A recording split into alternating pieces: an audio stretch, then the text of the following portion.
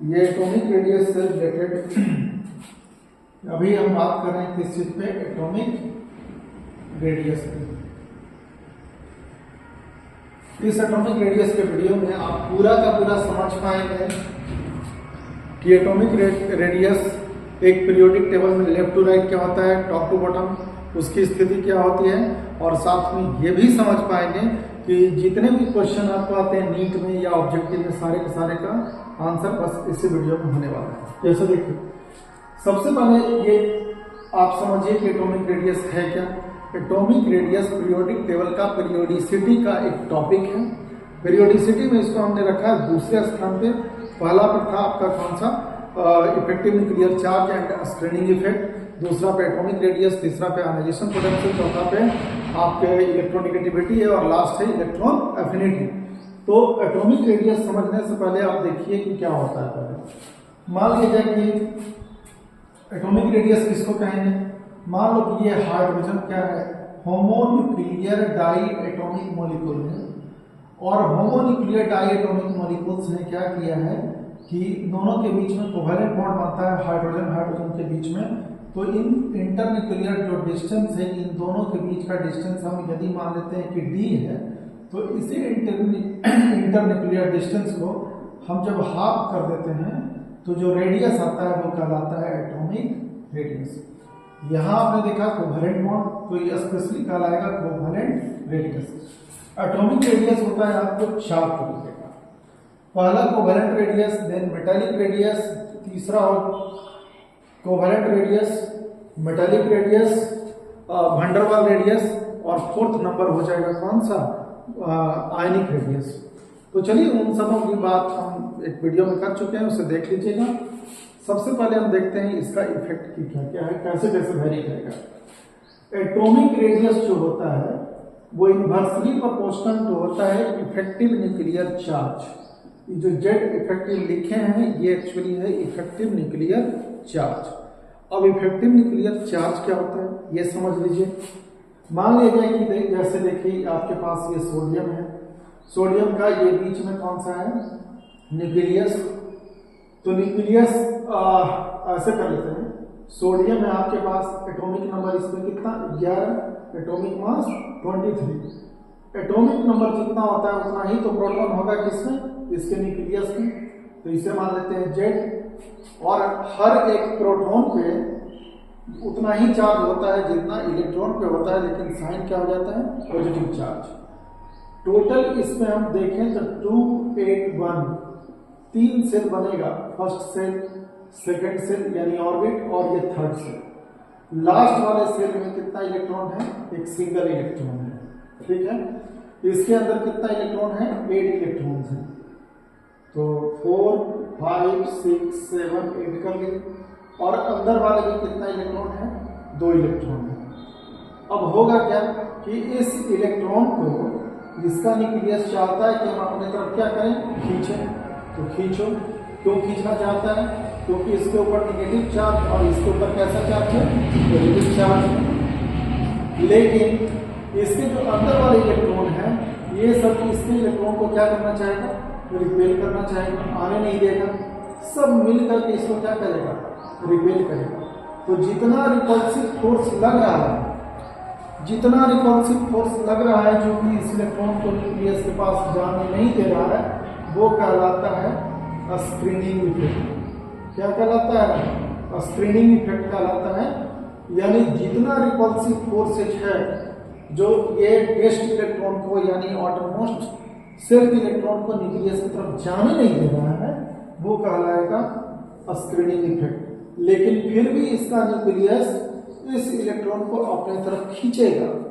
तो जितना मान लीजिए कि खींच रहा है, बेचारा फोर्स लगा रहा है 20 से, लेकिन इसको फील हो रहा है मात्र कितना, 8। तो 8 से तो खींच तो रहा है ना।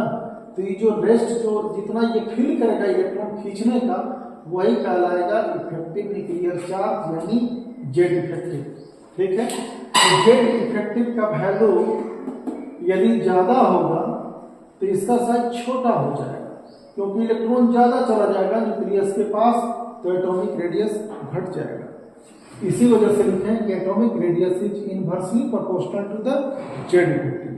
जितना ज्यादा न्यूक्लियस आउटरमोस्ट ऑर्बिट के इलेक्ट्रॉन को अपनी तरफ खींचा, इसका साइज हुआ छोटा।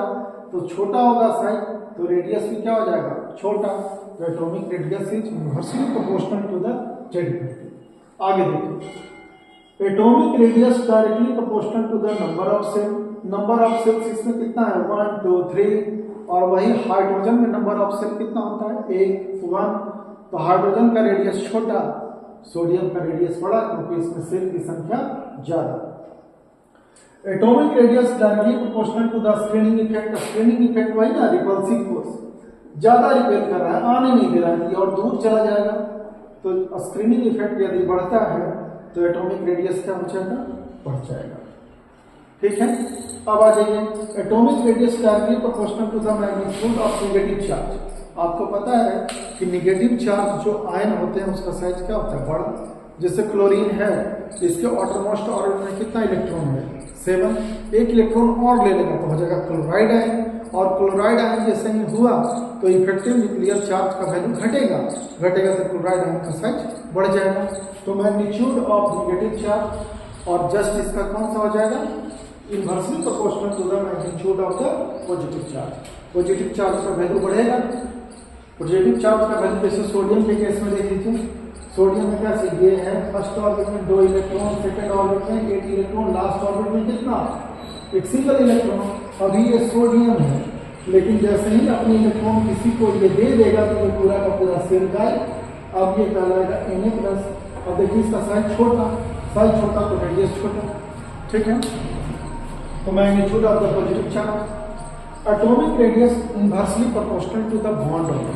अब बॉन्ड ऑर्डर क्या होता है, बॉन्ड ऑर्डर होता है कि जितना नंबर ऑफ बॉन्ड होता है, जितना बॉन्ड बनेगा, जैसे देखिए कार्बन कार्बन के बीच में सिंगल बॉन्ड है तो बॉन्ड ऑर्डर 1, कार्बन कार्बन के बीच में डबल बॉन्ड है तो bond order 2, bond order triple bond हो गया तो बॉन्ड ऑर्डर 3।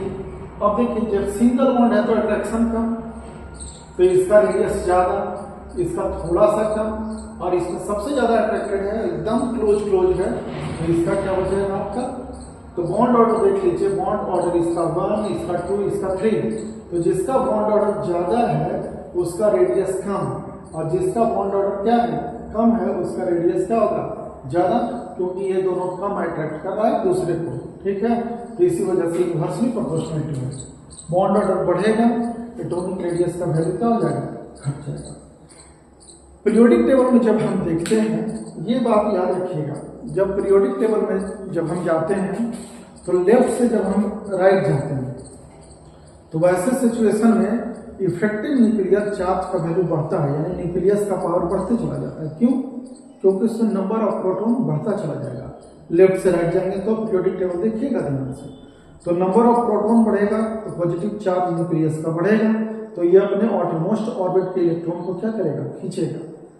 और चूंकि ए लॉन्ग टर्म पीरियड जाते हैं तो नंबर ऑफ सेल यानी नंबर ऑफ ऑर्बिट रीजन्स क्या रहता है, सेम। इस वजह से न्यूक्लियस का पावर बढ़ता है, तो साइज धीरे धीरे कर करके क्या हो जाता है, छोटा। ठीक है, लेकिन जब हम टॉप टू बॉटम जाते हैं नीचे, तो नंबर ऑफ सेल बढ़ते जाएगा कि जैसे जैसे पीरियड बढ़ेगा वैसे वैसे नंबर ऑफ सेल्स भी क्या होते चला जाता है, बढ़ते चला जाता है। तो किसी पीरियोडिक टेबल में टॉप टू बॉटम हम यदि जाते हैं तो एटॉमिक रेडियस का वैल्यू बढ़ते चला जाता है। तो इस तरीके से आपने देखा कि एटॉमिक रेडियस में कहाँ से और कैसे कैसे सवाल आ सकते हैं। तो ये पूरा का आंसर एक ही वीडियो में आपका है। Thank you.